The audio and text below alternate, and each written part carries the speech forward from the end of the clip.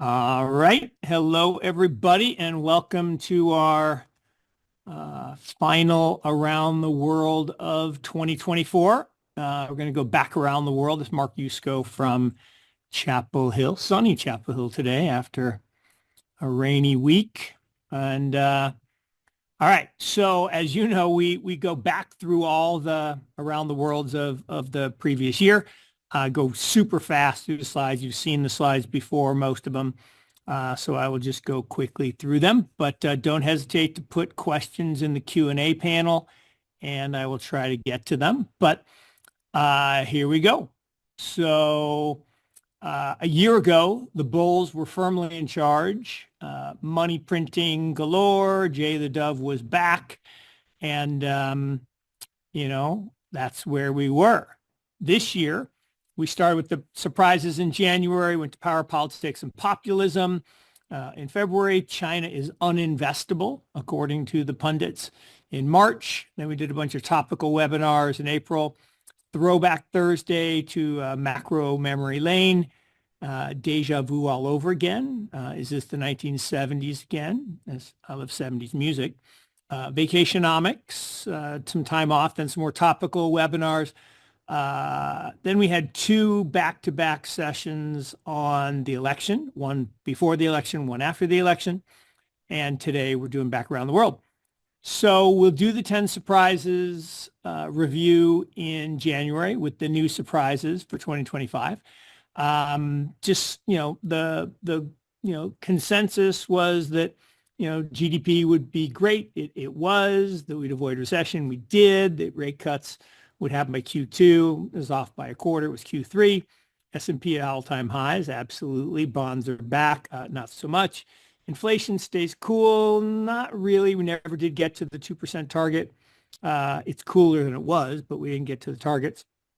Diversification, nope. It was a concentrated market. Japan did well. India did beat China. And geopolitical risk, the wars continued. People were really concerned about geopolitics, probably the number one concern. In terms, we had Mick and the boys give us 10 surprises, paint it black on the economy, tumbling dice on equity, wild horses for the Mag 7, jumping jack flash for bond markets. Start me up for the Fed. Can't always get what you want for oil. She's a rainbow. Didn't even really know that song for Europe. Beast of burden for Japan. Ain't too proud to beg on China. Waiting on a friend for Bitcoin, and then gimme shelter for gold. So let's jump to February, power politics and populism. All empires fall for the same reason. They go through this cycle of accumulating power. Once you get into power, you start the politicking and the cronyism. And then once you steal everybody's wealth, populism rises up and you're out. For most of the last 2,000 years, China has been the dominant economic powerhouse. In fact, all throughout the early years up through the 1600s, it was really all about the Silk Road trade and the origin of paper money called flying money, literally because the wind could take it away, unlike a coin. The Greek Empire had fractured after the death of Alexander the Great. The Romans came. The drachma was replaced by the tetradrachm. And I think it's interesting. I just think it's curious that we have the profile of the emperor and then an owl or eagle. And we still have that. Like, really? That's just kind of curious. Roman Empire was the most powerful the world had ever seen for a while, 130 million people, which is a lot of people way back then. Power created a massive empire, and the trade to and from the empire created massive wealth for the citizens of Rome because of, guess it, taxes. But, humans are going to human. So the Roman denarius was originally pure silver. It had limited supply, and therefore it had value. But every new emperor that came on wanted their own circus. They wanted their own stuff. So they would literally melt down the denariuses and they would add other metal and make them less valuable. And on the far right in the lower corner, you can see, well, on the upper right-hand side, you can see that the silver content fell. And so the soldiers, realizing that they were being robbed, said, well, we need more coins. So there was inflation and ultimately hyperinflation. And when that spiraling inflation basically led to the soldiers saying, we're not going to work, well, with no soldiers, the bad guys can come in and take you over. And that was the end of the empire. Now, simultaneously, the Portuguese monks were working on this idea. They were out, plundering through their quests and in the Inquisition, all kinds of bad stuff. But they had these coins that they were circulating around, and people would leave their gold back with the Templar Knights, and some wouldn't come back from the quests, and they decided, well, they could lend it out, and created the foundations of fractional reserve banking. The Medicis borrowed that idea from the Knights and basically dominated for a couple hundred years. Portuguese Navy basically secured the dominant empire and the world reserve currency during the age of exploration. Queen Isabella, the first venture capitalist, funded Spain's Armada, which conquered the Portuguese, and created a new empire and a new world reserve currency. The Dutch changed the game. They created the first central bank and a stock exchange and a truly world reserve currency, in the sense that they printed money out of thin air and put it around. And, Lord Rothschild said it best: let me issue and control the nation's money. I care not who writes the laws. There's no answer in the available literature as to question why a government monopoly of the provision of money is universally regarded as indispensable, has all the defects of all monopolies, from Hayek. Give a man a gun and he can rob a bank. Man with a bank can rob the world. Issue of money should be taken from the banks and restored to the people who it properly belongs. That was TJ. Now, central bank basically provides oversight, monetary control, and acts as a lender of last resort. But what it really does is it allows for you to print money and create mercenary forces to enforce law through threat of violence. And so the Dutch had a good run, but then there was this guy, you've probably seen the movie, Napoleon, who rose up, and he was a pretty good general. And he conquered that mercenary force that the Dutch had, and they rose. But then, as you would expect, populism rose up once they, the ruling class stole all the money. The peasants, and we've all seen the movie, rose up and took over, and that was the end. And French franc kind of went to be worthless. The British got the steam engine. Their navy conquered the French. They became the world reserve currency. The sun never set on the British Empire. Then they got overly indebted, and in 1913, the U.S. stole this idea of central banking, created a central bank. Coincidentally, maybe not coincidentally, at the same time that the British were invading Mesopotamia, incurring a bunch of debt, 30 years later, they signed Bretton Woods, making a monetary basically agreement globally that set up the U.S. as the dominant superpower, from being basically an emerging market back in 1913. And then by 1971, all bets were off, and we became the ultimate imperialist. Now, the U.S. banking model was essentially owned by the Europeans. And Andrew Jackson did not like that the first and second national banks were basically owned by a bunch of ruling elites in Europe. So he didn't renew the charter. And we went through this free banking era, was unmitigated disaster. And it took 20 years, and we went through a massive depression, and they said, all right, fine, we'll have the third national bank.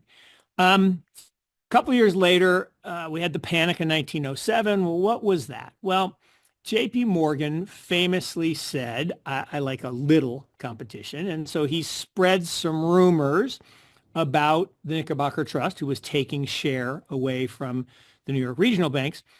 And basically they went bankrupt and he was able to buy the assets at pennies on the dollar.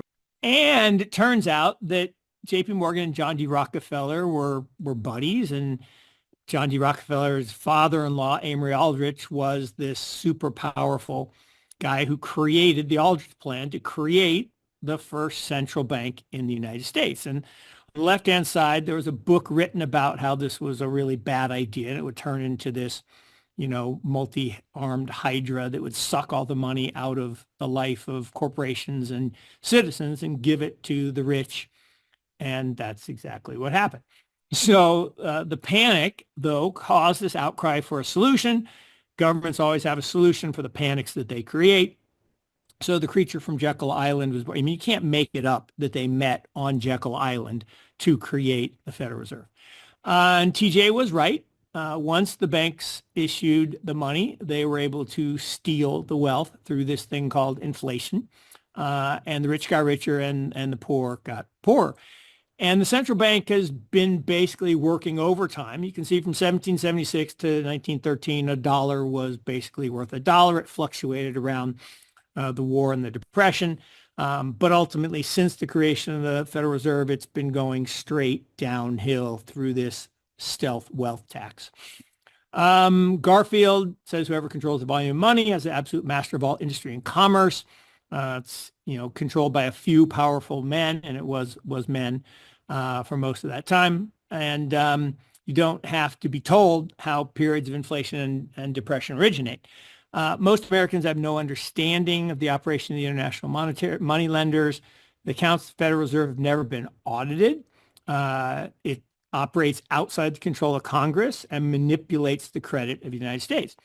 The Federal Reserve is not federal, and it has no reserves. In fact, my friend summarized it best, saying, I recall a time when I didn't know the names of global central bankers, and I long for those days to return.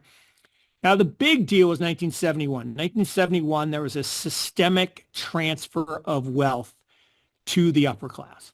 And it was an acceleration of this stealth wealth tax. And it's just been horrific for anybody who is on the lower to middle class. Wealth inequality is at the highest it has ever been. We are the unmitigated leader in theft of wealth through this stealth wealth tax. And so the point of the presentation was that there is a way to protect yourself, and that is through the idea of a different asset called Bitcoin. We thought that surprise would be that Bitcoin price would just go up and up and up as that stealth wealth tax continued, and that we would hit more than 100K, which we have. Now, The Economist predicted Bitcoin in 1988. Satoshi made it real in 2008, and it has become ubiquitous, and Scientific American says the future of money. Mostly it's about this digital divide. Ask old people about it. They think it's a Ponzi scheme. They have no time for it. Ask young people, and most of them own it, and most of them have a large percentage of their net worth.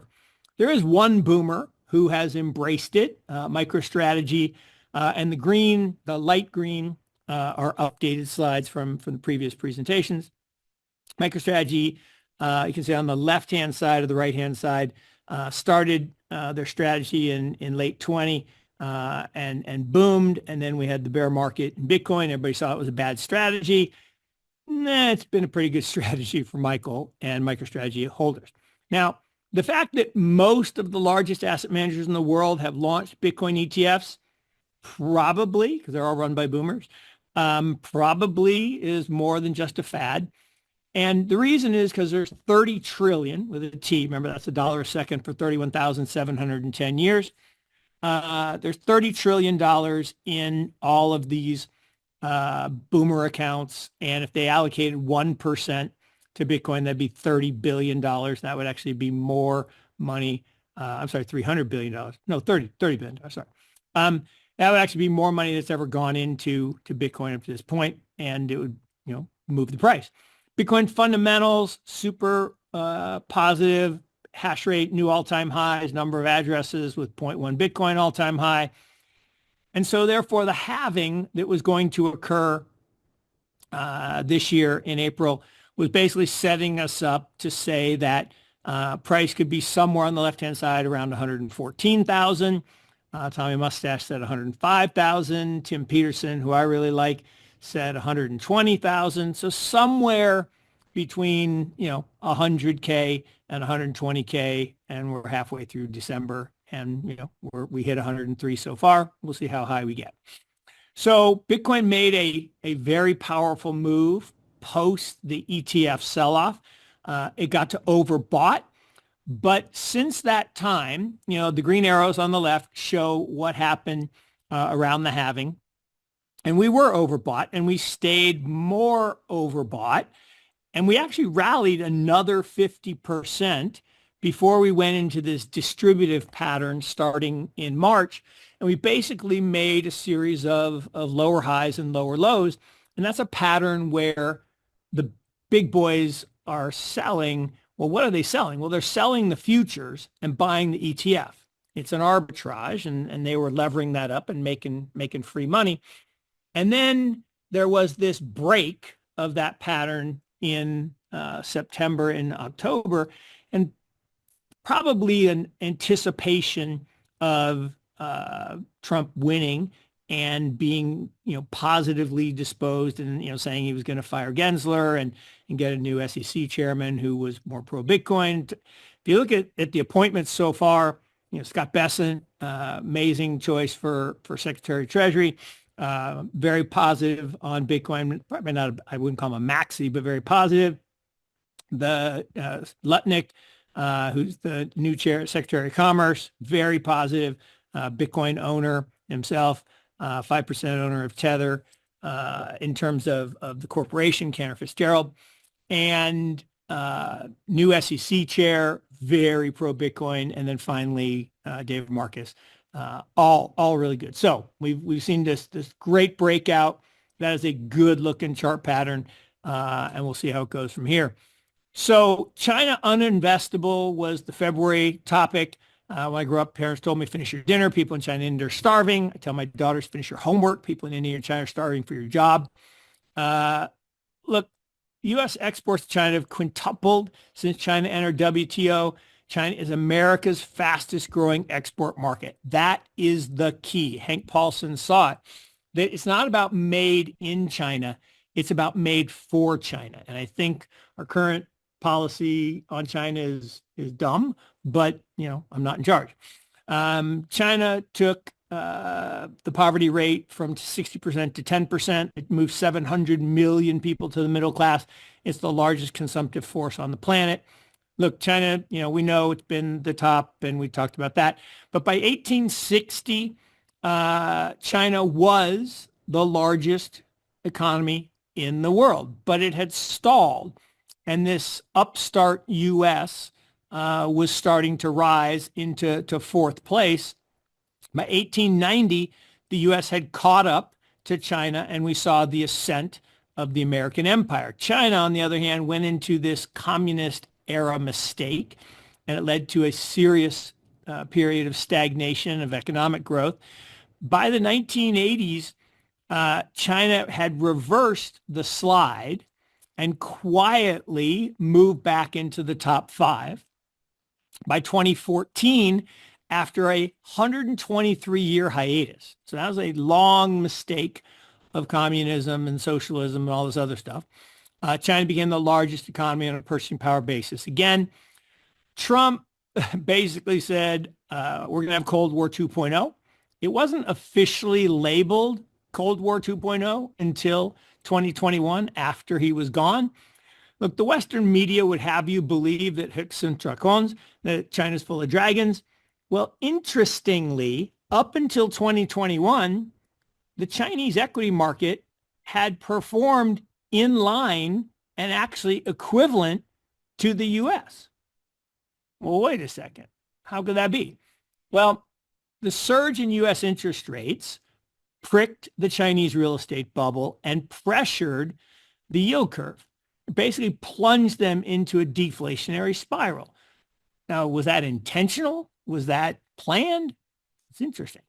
So you can see the divergence, between China and the U.S. since 2021. And it's been massive. And all of the difference in those markets, right? They were the same for 20 years. And then there's been this massive difference since we pricked the bubble. Well, what changed? The administration changed. And there's one bipartisan issue, and that is anti-China. So it wasn't Trump's trade war. It was the Biden administration and Congress basically playing a game of, let's jump on this bandwagon and make it work. So as people, investors around the world looked, they shifted out of China, the red, and into India in the blue. And India actually performed as well as the U.S. And actually, look at this. India's outperformed everybody over the last 20 years, the light blue on the tippy top. So what I think is interesting is investors fled China at breakneck pace. Now remember, investors do two things really, really well. They buy what they wish they would have bought, and they sell what they're about to need. And when things go on sale, they run out of the store. So China was on sale, and they were running. In fact, it became the second most crowded trade. The most crowded, people buy what they wish they would have bought. So people were running into the Mag 7, not 10 years ago when Mag 7 was cheap, but after it had run up, and they're shorting China. Hong Kong stocks at 97 levels, Shanghai at 2007 levels. Gina Raimondo, China's uninvestable. JP Morgan, China's uninvestable. It's like talking points. She ain't too proud to beg. He came to the U.S. at the end of 23. And if you look at this chart from Ray Dalio, we've had this long cycle. We had the Spanish, we had the Dutch, we had the British, we had the American. And now suddenly China was looking like it was going to be a superpower. Everybody's like, oh, that's so silly. That could never happen. Well, the Industrial Revolution pulled the economic center from where it was. It started in Asia in 1000. It shifted to Europe. It got as far as Greenland by 1950, and now it's been heading back to China ever since. It's interesting. By 2040, China will once again be the dominant economic power. But that's not what people tell us. That's not what the propaganda reads. And the most profitable strategy in the world is to go where the puck is going to be. That's Wayne Gretzky's dad, Walter, not Wayne himself.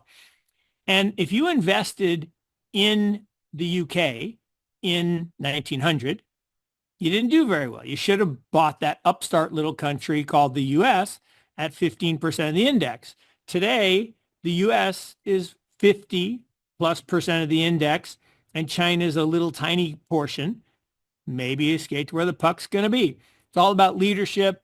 Look, China plays the long game. They have a plan by 2050 to be a great socialism economy, meaning they want to be the dominant superpower. Not tomorrow. Okay, by 2036, they want to be a modern socialism economy, meaning top ranked in innovation. That's interesting. A large middle class and reducing poverty. Well, they've already reduced poverty. They have a large middle class, and they are becoming top ranked in innovation. Very interesting. Now, they've become a superpower.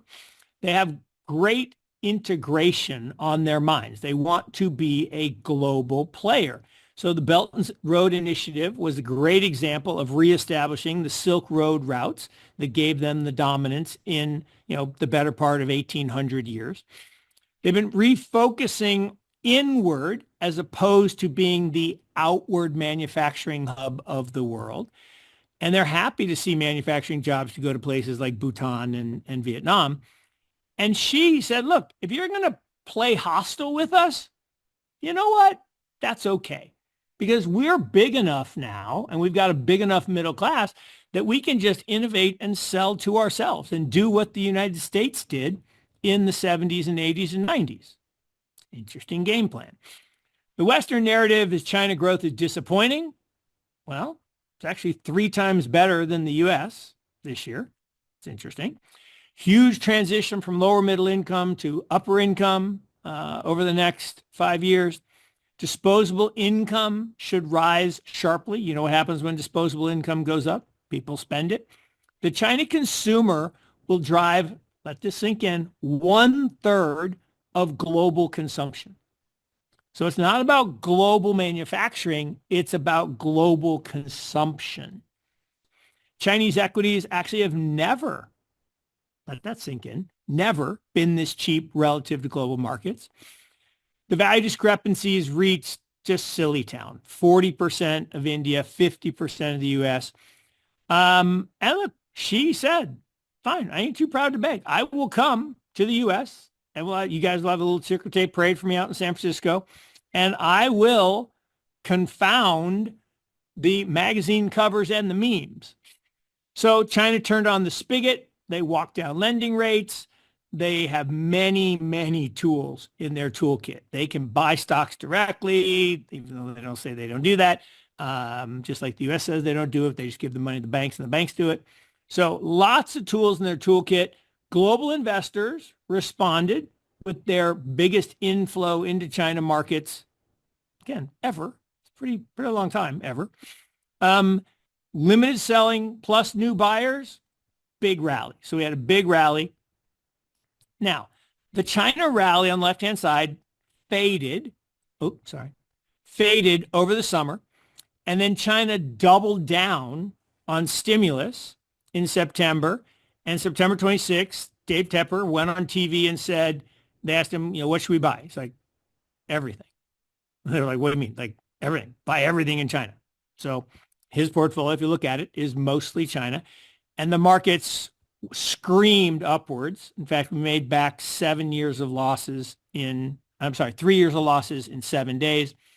Now, we've given back, a chunk of that, but we're still materially higher than we were at the beginning of the year. Now, the broad China index on the left and the tech index finally found a bid, but there was a lot of work to do. The smart money, meaning the London hedge funds, were basically speculating on KWeb. And the broad China index on the left and KWeb on the right, while they have been volatile, they're both up sharply. Alibaba stock kept going down until February and finally turned around. PDD, you saw the ads in the Super Bowl last year, which was surprising. And if you look at it, China Tech and BABA basically have kept pace with a surging U.S. market, but PDD actually has been hurt by the threat of tariffs because they sell stuff to kids like people like my son, my youngest. He and his friends all shop on PDD, on Temu all the time. All right, so Throwback Thursday on my birthday this year, May 9th, a trip down macro memory lane. Many of us walked around with this gigantic macroeconomics book when we were in the 80s. And, look, economics is the dismal science. And it describes how economies function in theory. Now, Thomas Carlyle labeled it dismal, mostly based on Malthus. Malthus has been wrong forever. And Malthusians like Bill Gates and others and the WEF who think that, the world will run out of food and resources, they're just wrong. And they've always been wrong. They've been wrong since 1700, the first time they talked about this. And Malthus, people still believe this guy, which I don't really understand. So macroeconomics deals with how economies manage scarcity. Scarcity is the key. Scarce assets become more valuable over time. Scarce resources become more valuable over time. And so our surprise number one related to macro was that everyone, and we do mean everyone, was certain that JPO had engineered the soft landing, but maybe we slipped back into recession, painted black. Soft landing was consensus. Nobody was afraid. Everybody stopped searching for soft landing. Everyone was searching for soft landing and no one was searching for recession. That always actually happens right before recession. Now, that wasn't saying that we were going to have one, but it was interesting. So the probability of recession was elevated, but the update on the right did decline all year. And arguably we're not in recession, probably not in recession. Yield curve inversion, now the second longest in history, yet no downturn. PMI, really bad. The Druckenmiller proxy, really bad. ISM services, really bad. Economic surprises, really bad. In fact, the US PMI is in the worst slide 24 out of 25 months negative since the 1990s recession. Economic surprises have been turning down all year, yet no recession. Global economy, slowdown, really bad, particularly in Europe, blinking bright red. Unemployment, really low. That's what everybody's pointing at. But maybe they're just looking at the wrong levels because credit card debt is how people are surviving. So, maybe they're not taking unemployment, but they are spending on their credit cards. The real problem is the cost of those credit cards. And now defaults in the lower right-hand corner have reached their highest level in history. So the extend and pretend is kind of off the table because interest rates rose. So basically bankruptcy filings are rising. Yet Goldman says life is good. Atlanta Fed says life is good. And Q1, Q2, Q3, all positive. And Q4 trending and accelerating. So maybe life is good. All right, tumbling dice was the surprise was that the activity never wanes enough to warrant rate cuts. Market euphoria caused by lower rates fades. Look, everyone thought the Fed was going to cut starting in January this year. They were saying we're going to have six rate cuts. By May, we were down to only one.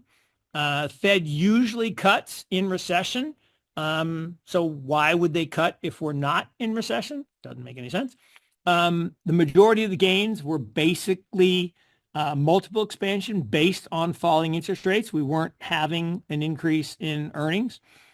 Chapo, though, he went full dove. He cut 50 basis points in September, another 25 basis points in November, and probability that he's going to cut again here in December. So making it 3 instead of 1 and a full 100 basis points, which has never, ever happened outside a recession, which is just weird. All right, jumping jack flash, bond yield zombies would knock over the punch bowl just as the party was getting good. Ask a dozen people where rates were headed, you get 13 answers. Nobody really knew. Now the downtrend, secular downtrend, appeared to have been broken. But interestingly, rates began to fall on expectations of cuts. You can see in the middle of this chart from May to September. But then, surprisingly, the Fed cut rates and rates went up.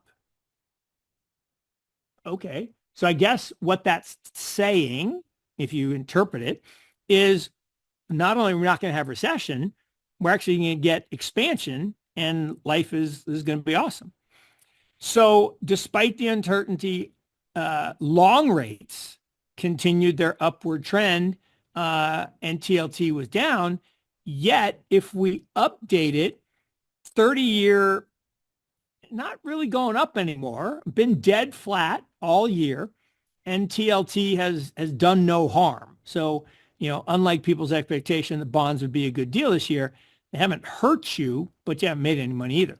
So if the Fed pivots, people were worried that we would have a second run of inflation, which was the topic of the next around the world.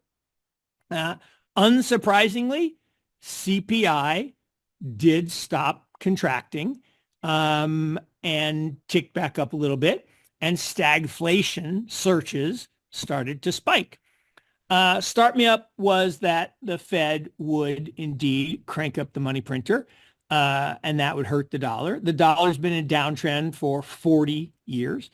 It actually strengthened earlier this year, and dollar was punished ahead of the rate cuts and has been surprisingly strong after. And maybe that's the America First belief that things are going to be great. DXY is really all about the yen and the euro.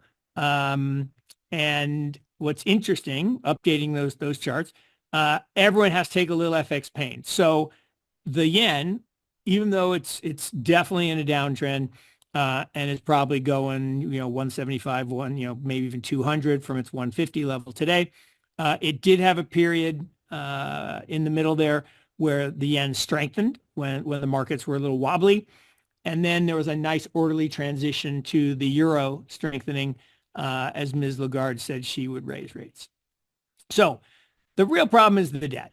So you got so much debt, now 36, I didn't update that, 36 trillion, 350% GDP.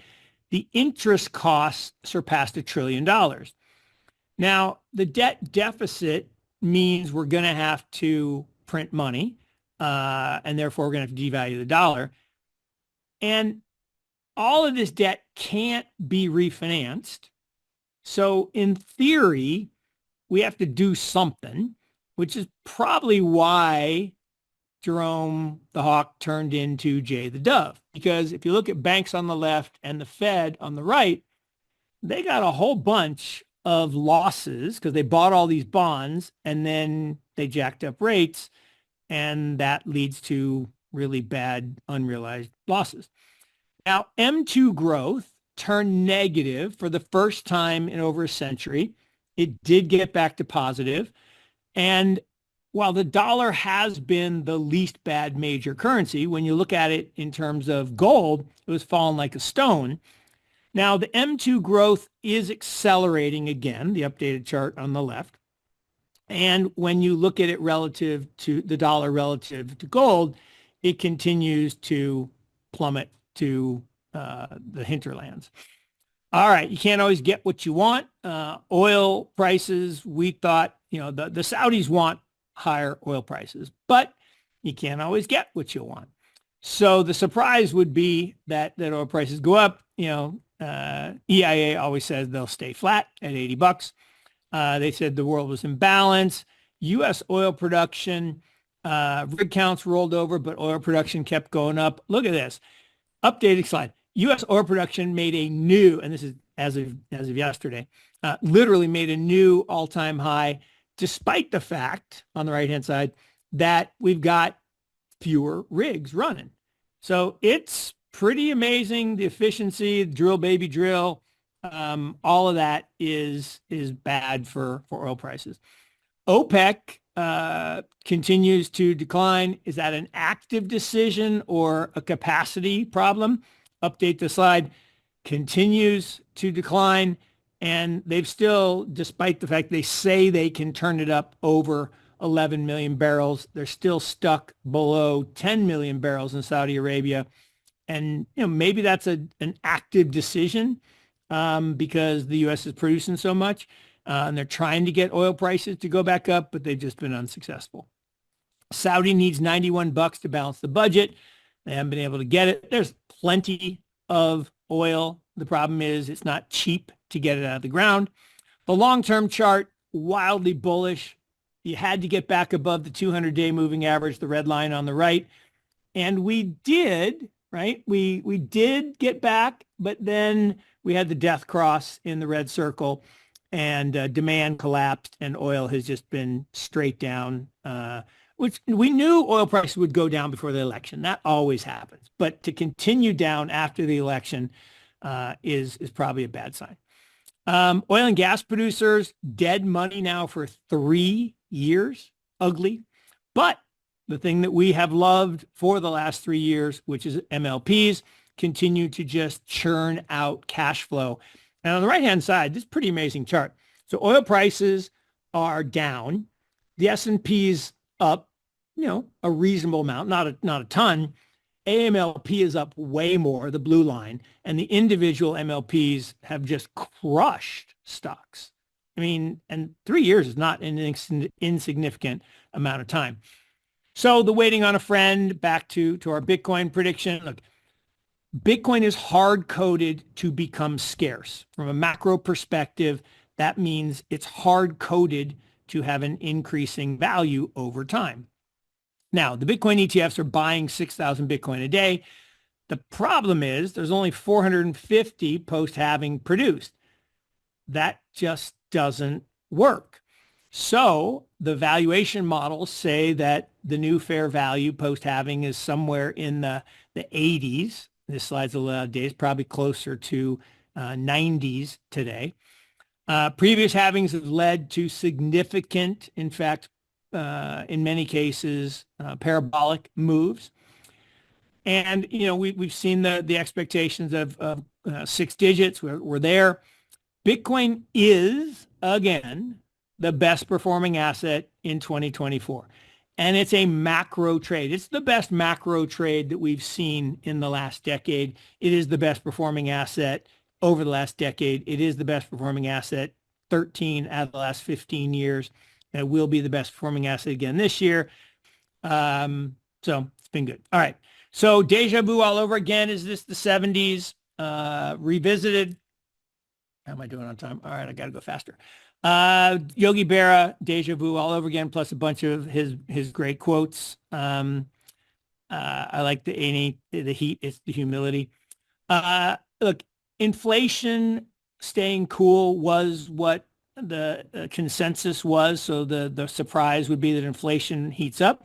That was the concern. One of the big concerns other than geopolitics was the U.S. elections and inflation. Not sure which time machine we're going to use, whether it's the DeLorean or the Bill and Ted's Excellent Adventure. But it is, you know, it kind of feels like the 70s. If you walk around, people are dressed like the 70s, not quite all the way as bad. I don't have the wide white belt like I like that. The guy on the left-hand side in the red pants, that's kind of me. My hair was about that long. I had the white belt. The only thing missing is a big comb out of the back. And I did have the Farrah Fawcett center part as well. Fashion vibe of the 70s, protest, rock and roll. It's all kind of back to, look, other than hairstyles, you can't differentiate these two pictures of Madison, Wisconsin that are 50 years apart. Now, when it comes to the cost of fashion, the similarities end. I mean, inflation has gone bananas. I mean, pun intended. And people are beginning to think that we're going to get this 70s super spike over the next couple of years through 2028. So if you look further, like you step back, it kind of doesn't look at all like the 70s. I mean, it's an order of magnitude lower. But look, Arthur Burns under Nixon, he gets thrown under the bus for creating all this inflation. But maybe it was Tricky Dick who was the problem, right? He closed the gold window. He created this M2 surge. Maybe it wasn't the Fed guy. The Arab embargo also led to a massive supply shock for oil prices. So maybe it was the engineered wars from the military-industrial complex. That was a problem. At the end of the 70s was very troubling. I think I told you guys in the summer that my family almost moved to Iran in 1979. Thankfully, we didn't because it was kind of a touchy time. My dad worked for Arthur Andersen. They wanted to go help hospitals set up computers. Gasoline prices soared if you could even get gas at all. Rationing and long lines. Food prices went crazy, although we would love to have bananas 8 cents a pound today. Huge difference in working age population. This is the real problem. We are in a deflationary period today. We don't have enough workers. We don't have enough young people. The echo boomers are still not old enough to really be highly productive. So I don't think we're going to get the 70s super spike. The Fed funds is at a similar level, but the expectations are very different. No one's expecting rates to go up. They're expecting rates to go down. Oil prices went according to plan. That's unlike the 70s. Food inflation, okay, that does look like the 70s, particularly fast food. If you've been to a fast food restaurant lately, it's crazy. You used to joke that McDonald's would never sell a $10 hamburger. They're coming close. U.S. economy is accelerating, yet inflation pressures are receding. So not like the 70s. Look, the markets are performing in line with solid growth. except the U.S. is dominating the rest of the world. So it basically means people think the U.S. is doing great. So in October, we talked about Bidenomics or Trumponomics. Does the election really matter? And look, we had a bunch of quotes here on, the best is government's view of the economy can be summed up in a few short phrases. If it moves, tax it. If it keeps moving, regulate it. If it stops moving, subsidize it. God, is that scary. In the new economy, information, education, and motivation are everything. From Bill Clinton, one of the smartest guys we've ever had in the White House. Alternatively, what were investors concerned about? Well, they were actually concerned about the election. Why? Because they didn't want the sequel. Trumponomics versus Bidenomics, version 1, it was a disaster for people. They didn't want the sequel. Nobody wanted it. Look, Reagan coined the term, let's make America great again, not Donald Trump. And that was his big thing. The plan was bold. I mean, it actually created the name of presidentialnomics. It was going to be about tax cuts. It was going to be about deregulation, going to be about reducing government spending and controlling inflation. He did cut taxes, but he sucked at spending control. I mean, all the government did was spend. Not very different than today. He set a course basically to spend his way to prosperity. So while telling everybody he was going to cut spending, he just spent his way to prosperity, and it worked. People felt better. Reaganomics did deregulate. It was the last time we had deregulation ever since everybody, including Trump, who said he was going to kill regulation. Reaganomics, Volcker gets the credit for taming inflation. Maybe it was oil prices. Look, Trump said, I'm going to cut taxes. We're going to grow the economy. It's going to grow at a record rate of growth. One of the major forces driving a decline in wages, the concentration of wealth at the top of the offshoring. Not so much. It's the stealth wealth tax fomented by the Fed. Our jobs are being taken by the deal that Hillary Clinton's husband signed. I love how he wouldn't call him Bill Clinton. NAFTA, one of the worst deals ever. Our jobs are being sucked out of the economy. The administration inherited many problems across government, across the economy. To be honest, I inherited a mess. At its core, it really has to do with self-respect. So the Donald was about making America great again. That was his tagline. Look, he said, I'm going to cut taxes. I'm going to deregulate. That sounds just like the Reagan. But I'm going to do protectionism. That's different. I'm going to spend on infrastructure. That's different. And I'm going to reform immigration. That's different. So Trump did deliver huge tax cuts. The problem is it went to the rich and the corporations, not so much the middle class. All about protectionism. I love that, hand me another tariff as the arrows come flying back. He keeps trying to convince everybody that the foreigners pay the tariffs. No, they don't. We do, right? If you go to American Eagle and you buy a shirt that used to cost $25 and it costs $35 now, it's because American Eagle, because they had to pay more for their Chinese supplier, is charging the customer more. That is not being paid by China. So economy and markets surged under Trumponomics. The doubters say he inherited it. A little bit of truth to that. The president doesn't really get, because they don't really do anything for the first couple of years. So if things are strong in those first couple of years, it probably is more of what was happening before. But that's true of all administrations. Trumponomics self-proclaimed, I love this, the best economy ever. Except it was kind of exactly the same. Obama 2.4, Trump 2.5, unemployment rate 4.7. Okay, the unemployment rate was better, but maybe that was because we were just decreasing the number of people in the employment pool, because every time the boomers turn 65, we take them out. Probably a little bit of funny numbers, and that's not Trump's fault. That's just the way we do it. Biden said, we can fix this. It's all about budgeting, and it's not about trickle-down economics. The problem is saying you want to restore the American dream while having $2 trillion budget deficits, and Harris's was worse. It was $4 trillion. Saying that don't tell me what you value, show me your budget, and I'll tell you what you value. Well, based on the budget, they don't value us. They don't value anything. So the Bidenomics philosophy was Build Back Better. Again, good rhetoric like the New Deal. And it was, all summarized here. It was really about MMT, massive money creation. Government spending rising at a parabolic rate. Climate spending in particular is on fire, pun intended. The Bidenomics plan was broad-based. Reality is it's been pretty narrow. Healthcare spending exploded. Mostly that was the pandemic. Deficits. We reached new levels of deficit spending under Bidenomics. You got to take 2020 kind of out of there because that was because of the lockdowns.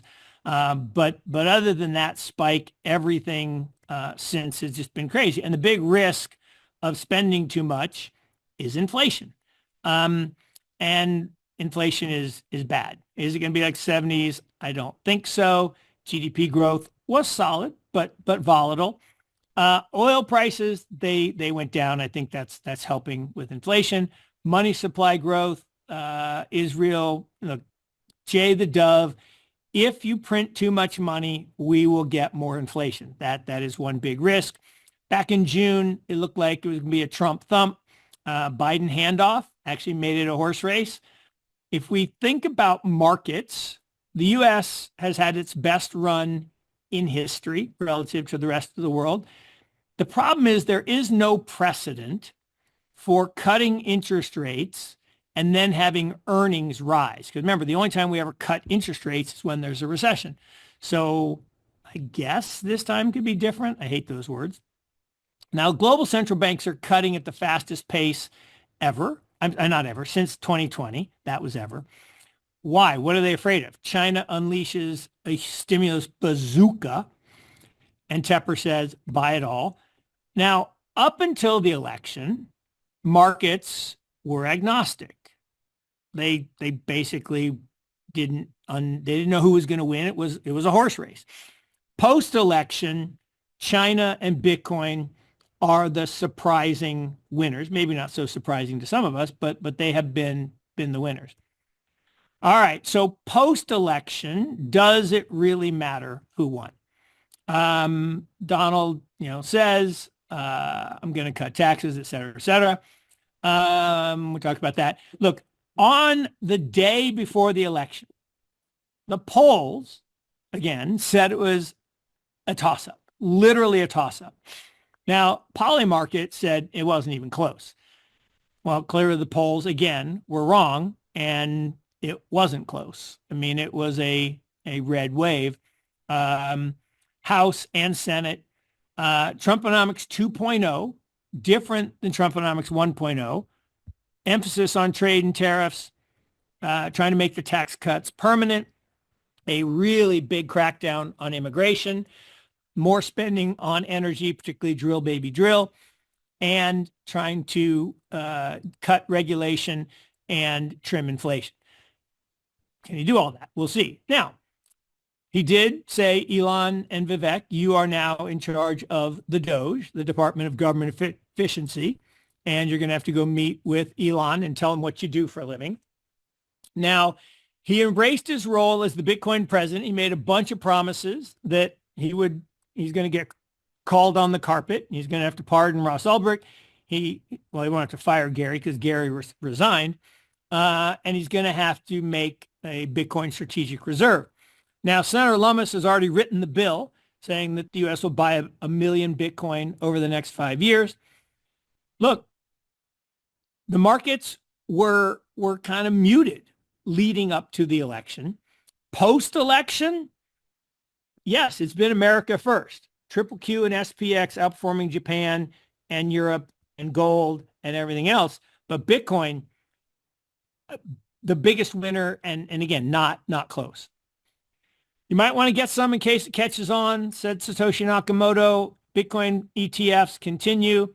Look, the BlackRock ETF was the fastest ETF to 40 billion in the history of ETFs. And there are some big ETFs out there that moved pretty fast, but nothing like Bitcoin. 144 companies have followed Satoshi's advice, and they picked some up. There's this company, you might have heard of it, called MicroStrategy. They own about 400,000 big 423,000 Bitcoin. Marathon and Riot, the mining companies, clearly they own Bitcoin, but they actually bought some for their treasury. Tesla owns a little bit. Coinbase owns a little bit. There's a little company down there at the bottom in orange I happen to be a board member of called Metaplanet. They're trying to do what MicroStrategy did in the U.S. in Japan, because in Japan there's this interesting thing that if you own Bitcoin, you get taxed at 52. If you own an ETF or a company, you get taxed at 20. So that's been good. All of the companies that picked up some Bitcoin have outperformed equities. So that's interesting.